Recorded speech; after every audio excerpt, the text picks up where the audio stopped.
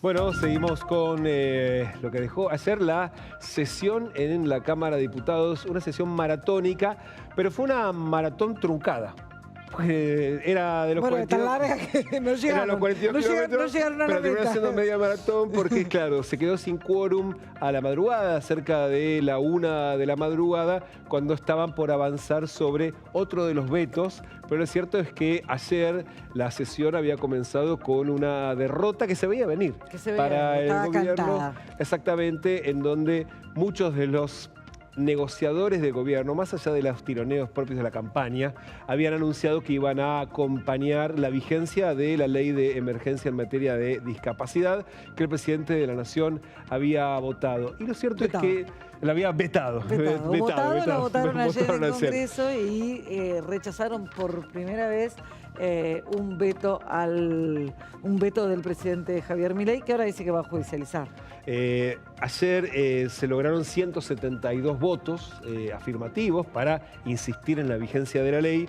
El gobierno logró 73, lejos de los 87 héroes que habían en su momento sostenido la ley de bases, había sido. Claro. Y lo cierto es que lo logró también porque hubo varios diputados que se ausentaron. Nosotros habíamos dicho, ¿qué va a pasar con los que pertenecen a algunos de los bloques que son ahora aliados en algunas provincias, como el PRO, pero que hay algunos diputados que no están a favor? Por ejemplo, María Eugenia Vidal. Bueno, volvieron a ausentarse, pero hubo otros casos que son diputados de La Libertad Avanza que terminaron votando con la oposición. Claro. El caso de Marcela Pagano y el caso que ayer, de hecho, nosotros lo mencionábamos, al puntano Carlos de Alessandro, de quien dijimos, y es raro, ¿qué va a hacer? Hay que prestarle atención porque resulta que él era la cara visible de La Libertad Avanza en la provincia de San Luis y sobre el filo del cierre de las listas le intervinieron el partido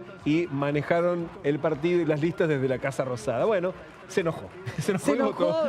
No, y no solo votó a favor, sino que además hubo ahí un desprendimiento, pero era esta una derrota tan cantada para el gobierno durante la previa, que sorprendió mucho el anuncio a minutos de que se iniciara el debate del vocero presidencial Manuel Adorri, diciendo que estaban preparando un ajuste para los aranceles de las prestaciones para discapacidad. Y esto tiene que ver con que al gobierno le molesta muy fuerte una parte de la ley, no toda la ley, porque lo que tiene que ver con el ajuste de prestaciones, algo que realmente es difícil de comprender que el gobierno no haya activado antes, porque no tiene mucho costo fiscal, realmente no es algo inmanejable y que te hunde el presupuesto, como probablemente sí era otro de los proyectos de los que vamos a hablar más tarde, que es el de jubilaciones.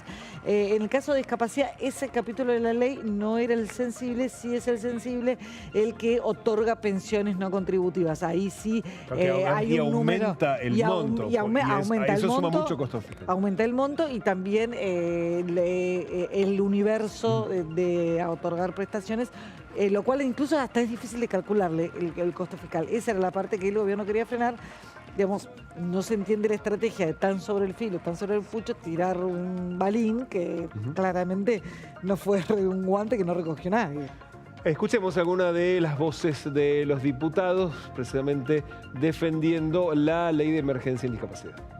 Hoy escuché que el vocero del gobierno dijo que iban a resolver el tema en las presas. Ojalá lo resuelvan mañana y no tengamos que ir al Senado. O sea, esto no es pelea de River Boca, kirchnerista versus antiquinerista.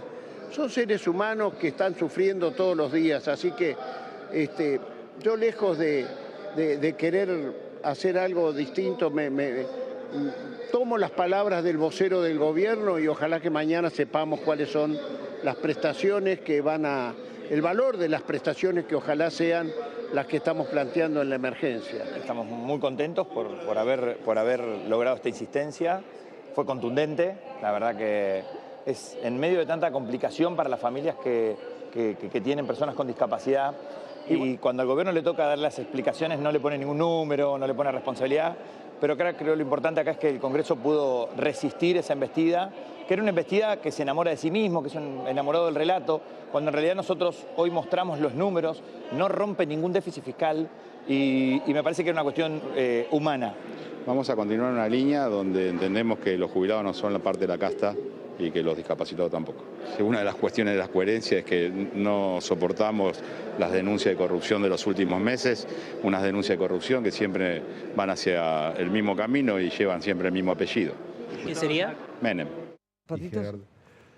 Bueno, esa cara que estabas viendo al final precisamente es la de D'Alessandro, el diputado de la provincia de San Luis, que claro, ahora lo escuchabas con un discurso muy opositor, bueno, novedosamente opositor, porque hasta hace, el domingo a la tarde, era uno de los diputados que defendía, con el mismo tono que defienden otros, la gestión del gobierno nacional. Él junto a Marcela Pagano, a Lourdes Arrieta, ¿se acuerdan de la de los patitos? Que ya se había ido hace rato, la mendocina. Sí, la del patito, la que fue a la visita con los represores, se sacó la foto y después dijo que yo no sabía nada. Yo no sabía quiénes eran. Sí, y que apareció, ¿se acuerdan con el Nunca Más, que se puso a leer? Bueno, y después Gerardo González, de la provincia de Formosa, que él se ausentó de la votación, directamente se ausentó, pero finalmente después firmó para integrar ese bloque que ahora se va a llamar Coherencia. Recién decía, no hay que ser coherentes y los jubilados no son la casta. En el medio de la discusión sobre la ley de discapacidad, se empezó a hablar del responsable